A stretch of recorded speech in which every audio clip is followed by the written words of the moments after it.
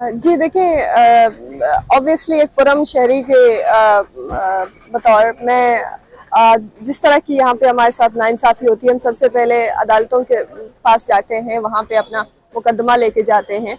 और इस बात में कोई शक नहीं है कि माजी में भी हमने बारहा अपने जबरी तौर पर गुमशुदा अफराद की बाजियाबी के लिए अदालतों से रुजू किया है, हम बार बार वहाँ पे मौजूद रहे हैं, लेकिन अदालत ने कभी इंसाफ की वो तकाजे पूरे नहीं किए हैं जिससे एक मजबूत एतमाद बहाल हो सके।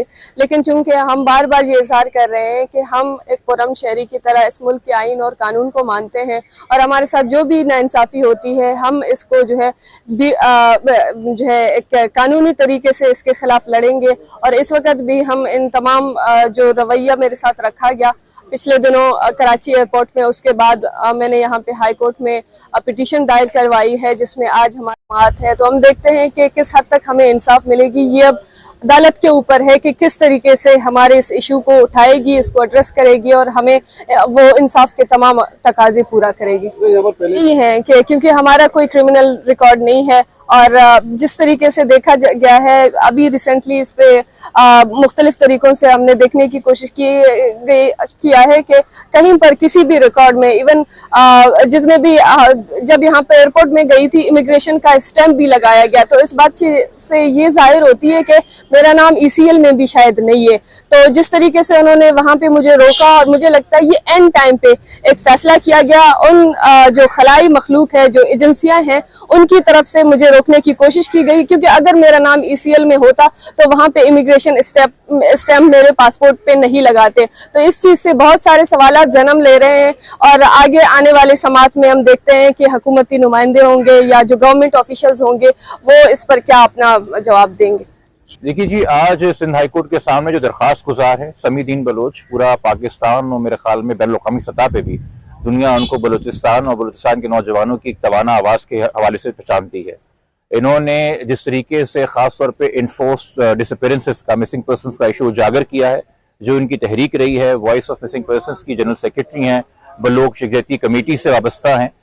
तो ऐसे लोगों को तो हम खजाना समझते हैं, ऐसे लोगों को तो हमें पलकों पे बिठाना चाहिए कि इन तमाम तर मुसीबतों के बावजूद, तमाम तर ज्यादतियों के बावजूद जो है वो कानून की बात कर रहे हैं, आइन की बात कर रहे हैं, रूल ऑफ लॉ की बात कर रहे हैं।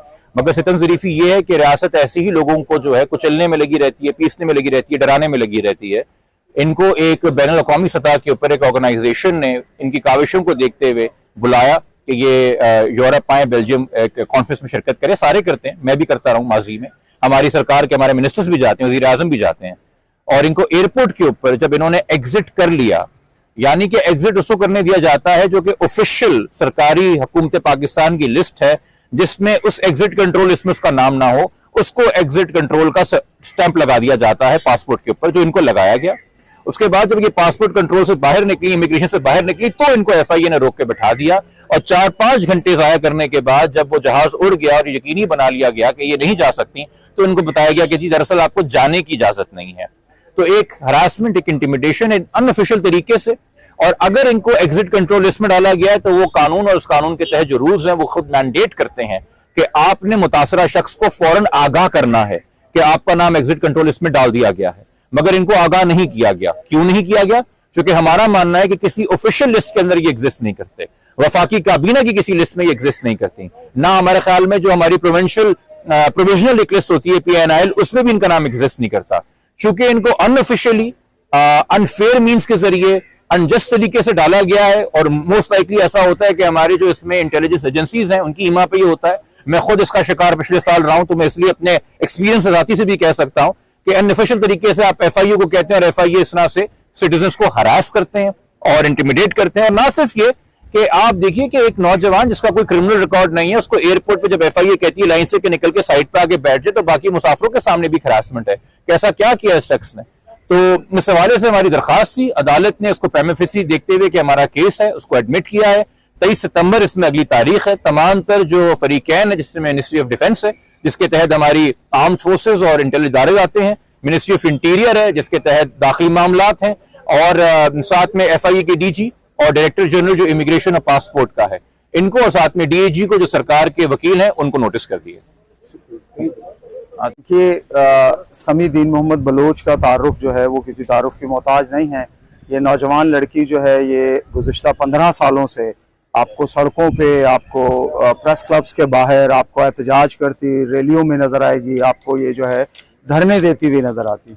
और हमेशा इसका एक आईनी मुतालबा था कि इसके वालिद जो 15 साल पहले डॉक्टर दीन मोहम्मद बलोच, जिन्हें औरनाज से, उनके हॉस्पिटल से सरकारी गाड़ियों में आकर सरकारी लोग लेकर चले गए और 15 साल से उन्हें वापस नहीं किया, यानी उन्हें जबरी लापता किया गया और उन्हें अगवा किया गया रियासती इदारों ने। अब समी दीन मोहम्मद बलोच का कसूर क्या है कि वो आवाज़ उठा रही है, और अब तक वो जितनी आवाज़ उठा रही है आइन और कानून के तहत उठा रही है। वो जो अमल कर रही है वो ऐन आइनी है। अब अगर वो ओमान जा रही थी और ओमान से उसने बेल्जियम जाना था, तो अगर उसका नाम एग्जैक्ट कंट्रोल लिस्ट में था तो आपको उसके पासपोर्ट पे मोहर नहीं लगानी चाहिए थी, आपको उसे अंदर नहीं बिठाना चाहिए था। आपने उसे अंदर बिठाया, आपने उसको एक किस्म की इजाज़त दी कि अब आप जा सकते हैं ओमान के लिए, और अचानक FIA आई और FIA के लोगों ने उसे एयरपोर्ट पे बिठा लिया और तकरीबन 5 घंटे अपनी हिरासत में रखा, और कोई उसे ऑफिशियल ये जो है कोई पेपर नहीं दिया गया। देखिए, आईने पाकिस्तान का आर्टिकल है 15, और पाकिस्तान रियासत ने UDHR universal declaration of human rights को सिग्नेचर किया है 1948 में, और उसमें उसका आर्टिकल है आर्टिकल नंबर 17, जो हर शहरी को ये इजाजत देता है कि वो आज़ादाना तौर पे अपने मुल्क को छोड़ सकता है और किसी भी तकलीफ के बगैर वो अपने मुल्क में वापस आ सकता है। तो समी दीन मोहम्मद बलोच के, जिसका माजी जो है वो बेहतरीन आइन और कानून के तहत काम करने में है, उसका लोगों को जो है और वेरी स्पेशली नौजवान नस्ल को उजागर करने में है। और एक अहम इशू जिस पे तमाम रियासती इदारे कहते हैं कि ये मिसिंग पर्सन्स हमारे पास नहीं है, अगर ये आपके पास नहीं है तो समी दीन मोहम्मद बलोच जैसे लोगों का तो आपको शुक्रगुजार होना चाहिए कि जो इस इशू को उठा रहे हैं और जो काम आपका है उन लापता शहरियों को, जबकि ये 100% है कि ये तमाम लापता लोग उन्हीं एजेंसीज के पास हैं। अच्छा, HRCP का क्या स्टैंड है हुकूमती बयानी के हवाले से लापता अफराद से मुतल्लिक कि जी वो देशभक्ति की कार्रवाइयों में मुलविस रहे हैं, इससे भी कई उन्होंने निशानदेही भी की। देखिए ये human rights commission of Pakistan का काम नहीं है तहकीकात करना, ये तहकीकात करना उनका काम है जो इस मुल्क में हजारों अरब रुपए का बजट रखते हैं। ये उनका काम है कि अगर कोई दहशतगर्द है तो दहशतगर्द को पकड़ें और उसको आइन के मुताबिक और कानून के मुताबिक 24 घंटे के अंदर अंदर मजाज अदालत में पेश करें। आप अगर 15 साल एक शख्स को रखने के बाद उसे आजाद करते हैं और जब हम उस शख्स से मिलते हैं और पता चलता है कि वो इन्हीं एजेंसीज के पास था, लेकिन ये एजेंसीज डिनाई करती हैं, और ये कोर्ट्स, ये जो पीछे बड़े बड़े कोर्ट्स आपको नजर आ रहे हैं, ये कोर्ट्स भी उनसे नहीं पूछते वापस आने वाले से कि तुम कहाँ थे, क्यों थे, कहाँ थे। नहीं, आपने कोर्ट का टाइम क्यों बर्बाद किया? आप देखिए हजारों लोग वापस आए हैं जो कई कई सालों के बाद, लेकिन किसी का भी ये नहीं है कि वो कहाँ था और किसके पास था। ये मसला तब हल होगा कि जब आप जिम्मेदारों को कोर्ट के कटहरे में लाएंगे, इंसाफ के कटहरे में लाएंगे, उन जिम्मेदारों को जब आप सजा देंगे फिर ये काम रुकेगा। देखिए, आप आइन तब्दील कीजिए, आप कानून तब्दील कीजिए, आप इस रियासत की हैयत तब्दील कीजिए। जब तक ये रियासत है, जब तक इसका कानून है, समी दीन मोहम्मद बलोच इस मुल्क की आज़ाद शहरी हैं। वो जब चाहें इस मुल्क में आ सकती हैं, जब चाहे इस मुल्क को छोड़ के जा सकती हैं। ये उनका आईनी और कानूनी हक है। बहुत शुक्रिया।